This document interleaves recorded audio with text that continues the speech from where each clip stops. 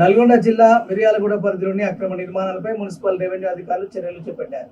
Miryalaguda sub collector Narayana municipal commissioner అక్రమ నిర్మాణాల కూల్చివేతలపై సమీక్ష నిర్వహించారు. ఈ సందర్భంగా వారు మాట్లాడుతూ డివిజన్ పరిధిలోని ఆక్రమణలు, అక్రమ నిర్మాణాలపై చర్యలు తప్పవని తెలియజేశారు.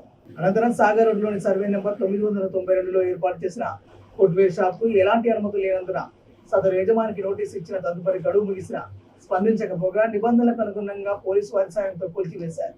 ఎవరైనా ఆక్రమణలకు పాల్పడితే చర్యలు తప్పవని వారు తెలియజేశారు. ఫర్దర్ గా నాకు కొన్ని రిపోర్ట్స్ ఏమొచ్చినాయంటే మేబీ ఇది కొంచెం బినామీ ప్రాపర్టీలా కూడా ఉండొచ్చని కొంతమంది నాకు ఇన్ఫార్మ్ చేశారు. సో దాని మీద కూడా ఏవైతే బినామీ ట్రాన్సాక్షన్స్ యాక్ట్ ఉంటుందో ఇన్కమ్ ట్యాక్స్కి అండ్ జిఎస్టీ కూడా నేను రిఫర్ చేయడం జరుగుతుంది స్టేట్ కమర్షియల్ ట్యాక్సెస్ డిపార్ట్మెంట్కి. ఇది ఇన్వెస్టిగేట్ చేసి as whether they are following all the invoicing కూడా ప్రాపర్గా చేశారా, జిఎస్టీ కలెక్ట్ చేశారా, సో ఇవన్నీ కూడా చాలా సస్పెక్ట్గా ఉంది. ఇంత బ్లేటెంట్ వైలేషన్ జరుగుతున్నప్పుడు డెఫినెట్గా అడ్మినిస్ట్రేషన్ కూడా యాక్ట్ చేయాలి అండ్ దాన్ని తప్పకుండా సెట్ చేయాలి. So as today based on the report of our commissioner మనందరూ కూడా యాక్ట్ చేసాం and this serves as a warning. ఎవరైనా బ్లేటెంట్గా ఇంత ఇల్లీగల్ బిజినెసెస్ కావచ్చు, ఎంక్రోచ్మెంట్స్ కావచ్చు చేస్తే డెఫినెట్గా కాన్సిక్వెన్సెస్ ఉంటాయి. ఈ రోజుల్లో అందరూ కూడా రూల్స్ ఫాలో చేయాలి, ఏమైనా ఉంటే అది సెట్ చేసుకోవాలి, బిల్డింగ్ పర్మిషన్ తీసుకోవాలి. ఎస్ సో ఇవన్నీ కూడా ఏమైతే ఎంక్రోచ్మెంట్స్ ఉన్నాయో మనకి యూసుఫ్ గారు ఆల్రెడీ కూడా లిస్ట్ కూడా సప్లై చేశాడు నాకు. ఏమైతే ఎంక్రోచ్మెంట్స్ మనం చాలా అబ్జెక్టబుల్ ఉన్నాయో అది సొసైటీకి ఒక బ్యాడ్ ఇమేజ్లో అవుతుందో అవన్నీ కూడా ఐడెంటిఫై చేయడం జరిగింది. దాని మీద కూడా డెఫినెట్గా మనం యాక్షన్ తీసుకోవడం జరుగుతుంది. సో ఐ రిక్వెస్ట్ యూసుఫ్ గారు to speak. Notice first of all మేము సర్వ్ చేయడం జరిగింది వాళ్ళకు in the month of 2 months back. ఆ టెనెంట్కు అబ్దుల్ రెహమాన్ అని అక్కడ టెనెంట్ ఉంటారు సార్.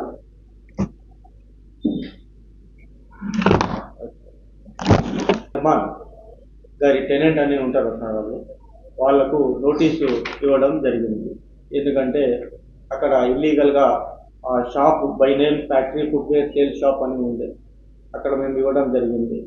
వాళ్ళు మాకు ఇన్ రిప్లై ఒక అప్లికేషన్ ఇచ్చినారు. అందులో మేము అగ్రిమెంట్ చేసుకున్నాము ఓనర్తో అని చెప్పినారు. ఆ అగ్రిమెంటు మాకు ఏమి ఇవ్వలేదు. ఇంకొకటి దానిపైన వాళ్ళు కోర్టుకు వెళ్ళారు.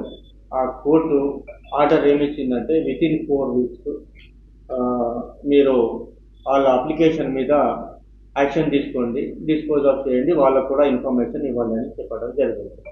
ఆ తర్వాత based on the court order judgment మేము ఫైనల్ ఆర్డర్ ఇవ్వడం జరిగింది.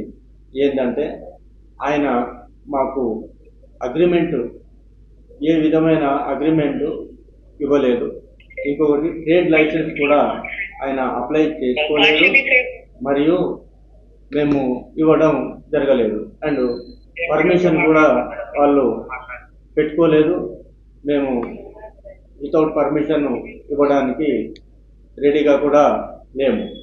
కాబట్టి ఇవన్నీ చూసిన దృష్ట్యా 7 days టైం ఇవ్వడం జరిగింది. According to the municipal act ప్రకారమే మేము డిటిఎఫ్ రాయడం జరిగింది. ఆ డిటిఎఫ్ వాళ్ళు యాక్షన్ తీసుకోవడం జరిగింది and today they have demolished.